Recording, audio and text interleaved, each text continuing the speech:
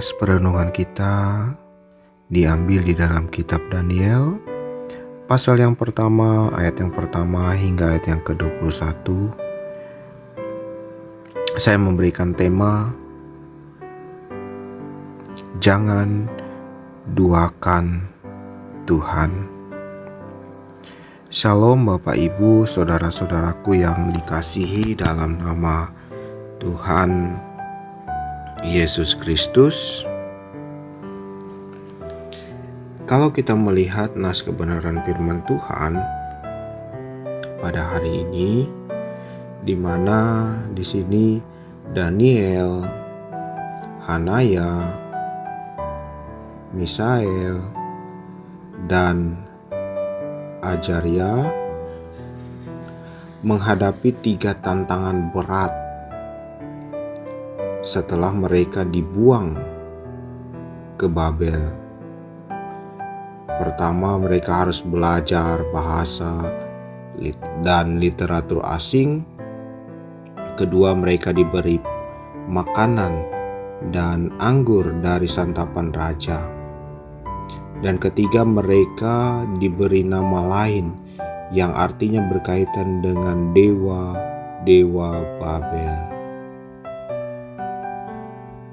Bapak Ibu saudaraku yang dikasihi dalam Tuhan Yesus Kristus, apa yang dilakukan Daniel dan ketiga temannya, di mana mereka memutuskan untuk tidak makan dan minum dari santapan raja yang diberikan kepada mereka. Itu karena mereka mengetahui makanan dari raja merupakan makanan yang tidak tahir dan sudah dipersembahkan kepada Allah lain. Karena mereka mengetahui bahwa hal itu jelas melanggar Taurat. Dan Daniel bersama dengan rekan-rekannya mencari cara agar mereka bisa menghindari sesuatu hal yang melanggar, yang tidak berkenan di hadapan Allah. Apakah permintaan mereka langsung dikabulkan? Tidak. Terus bagaimana sikap Daniel dan rekan-rekannya? Daniel tidak menyerah.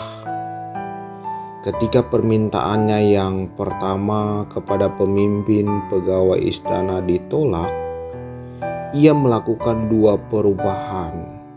Pertama, ia meminta kepada penjenang bila pemimpin pegawai istana melanggar perintah raja, sangat besar resikonya.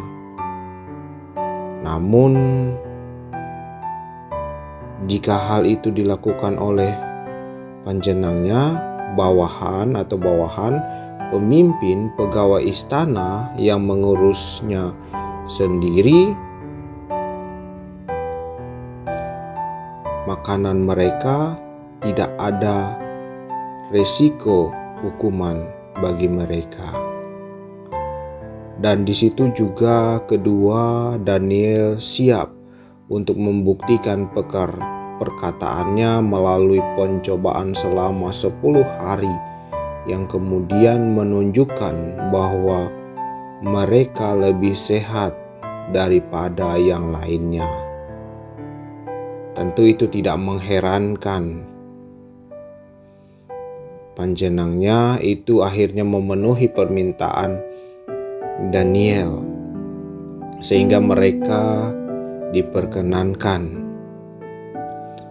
Allah dan didapati lebih berhikmat daripada semua orang lain. Bapak Ibu saudaraku yang dikasihi dalam nama Tuhan Yesus Kristus, dari kitab Daniel pasal yang pertama ayat yang pertama hingga ayat yang ke-21 ini kita belajar dalam kehidupan orang yang tetap setia, tidak pernah menduakan Tuhan dalam kehidupannya, tentulah akan selalu Tuhan sertai dan Tuhan tolong. Walaupun dalam perjalanannya itu tentu juga ada tantangan-tantangan yang harus ia lewati.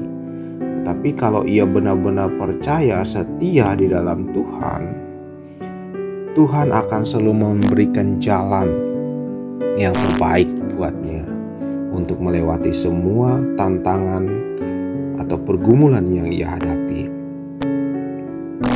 Bapak, Ibu, saudara-saudaraku,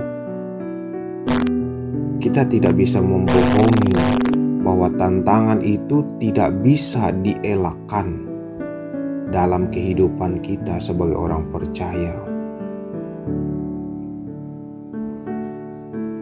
Tapi kita harus belajar untuk merespon setiap tantangan-tantangan yang ada dengan tenang, dengan percaya bahwa Tuhan menyertai kita, dan jangan sampai membuat kita putus asa melewati tantangan-tantangan itu.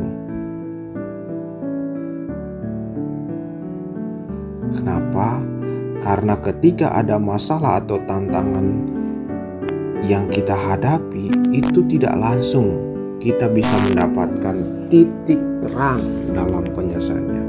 Sebab itu kita harus fokus, harus bersabar dan mempercayakan itu semua itu kepada Tuhan.